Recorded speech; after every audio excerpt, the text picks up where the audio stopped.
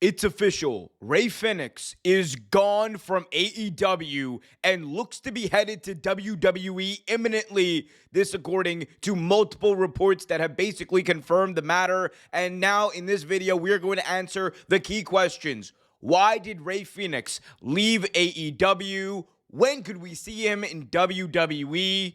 And where exactly does he fit in to the current WWE picture? All of those and much more are going to be answered right here in this video by yours truly, Omer Q, Real Take Wrestling. Be sure to leave a thumbs up, subscribe, and hit that notification bell so you get notified whenever a new video is released. Rey Fenix, brother of now WWE superstar Penta, is officially done with All Elite Wrestling. The news came down earlier today, courtesy of PW Insider. You can see this aggregation from WrestleOps confirm the matter.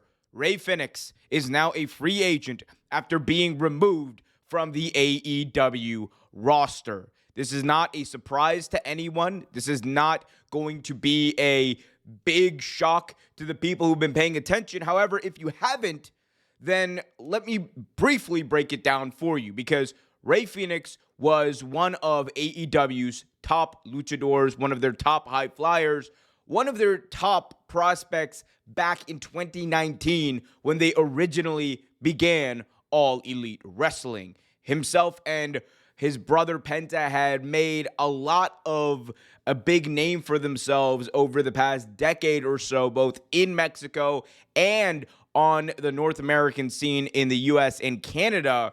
But AEW was their big break. AEW is where they got real exposure on a national level. They had been in Lucha Underground, but this was an entirely different ball game.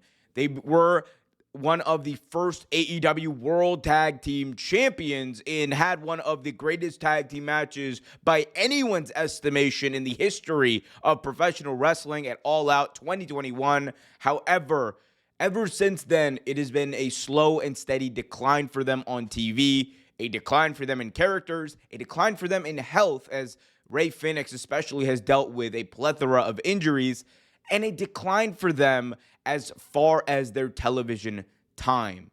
The focus wasn't there, the storylines weren't there, and the big argument that myself and many people have made about Rey Fenix and Penta, for that matter, was that for them it was just time to leave the territory. And I really do think it comes down to this.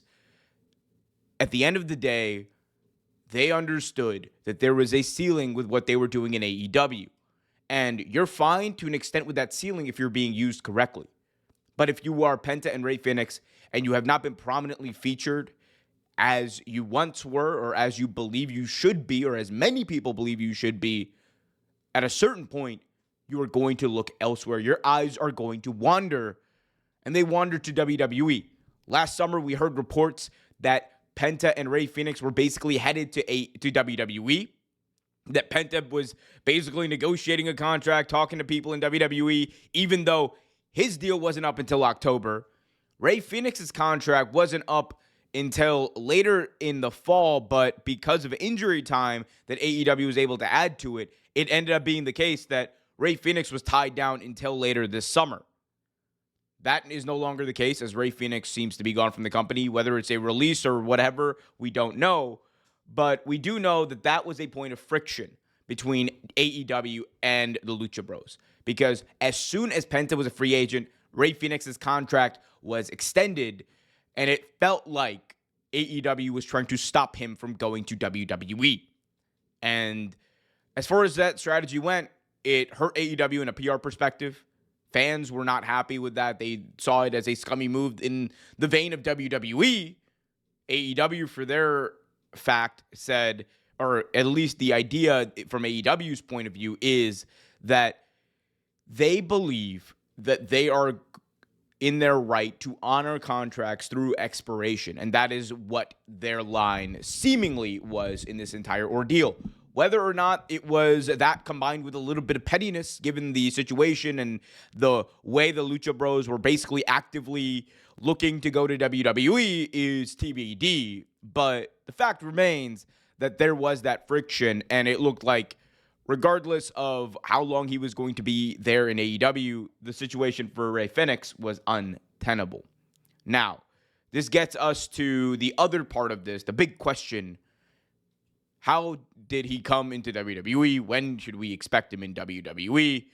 And WrestleVotes, which is a very great source for all things WWE. I think he basically at this point is a major aggregator for WWE themselves, said the following on X. Spoke with a WWE source regarding the Rey Fenix news making the rounds. With him being free and clear, the expectation backstage is that he joins WWE sooner rather than later. Source added that they wouldn't be surprised if Fenix ends up on the WrestleMania card, but noted that there's no exact timeline in place. So there we go. WrestleVotes, one of the most trusted voices in all of WWE news breaking, basically saying that Rey Fenix is expected soon, imminently, whatever we want to say. It looks like you basically should expect him, if not before WrestleMania, definitely by WrestleMania. Those plans not confirmed, but I think you just brought in his brother on the first edition of Raw on Netflix. He had a big splash. He made a big point, and they made a big point of making sure that he was positioned in a certain way as a major free agent acquisition, as a major free agent signing. So if you are WWE, I think you do the same thing with Rey Fenix. And the interesting thing here is that you don't necessarily need to debut him imminently. Would it add to WrestleMania? For sure. But I also think that there is value.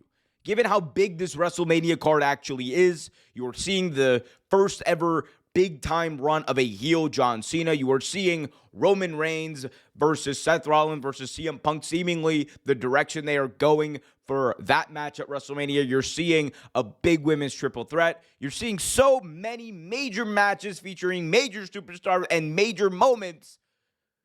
The one thing you could be missing is a surprise. And it might be a surprise that everyone already knows and expects, but there's always going to be that seed of doubt. Is Rey Fenix going to show up? And the way I would do it is have a trios match.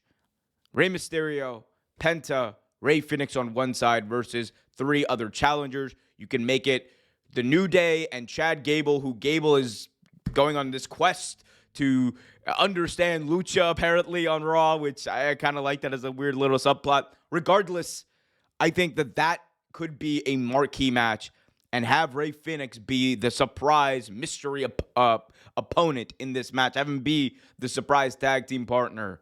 Have, Penta say, I called in a favor, and it be Rey Fenix. And then, of course, I think you have a tag team division that has the Lucha Bros in it, and the possibilities are endless there. Multiple tag team title reigns. And eventually, I really do think a singles run with both Penta and Rey Fenix down the line. That is how great of athletes and stars that these two are. On top of that, they're going to sell a shit ton of merch for WWE, and don't WWE love that? You know what I love, though? I love your comments, your opinions. Let me know what you guys think about this in the comment section below. Do you believe that Rey Fenix is a groundbreaking, industry-changing acquisition for WWE? Or is it just cool as fuck?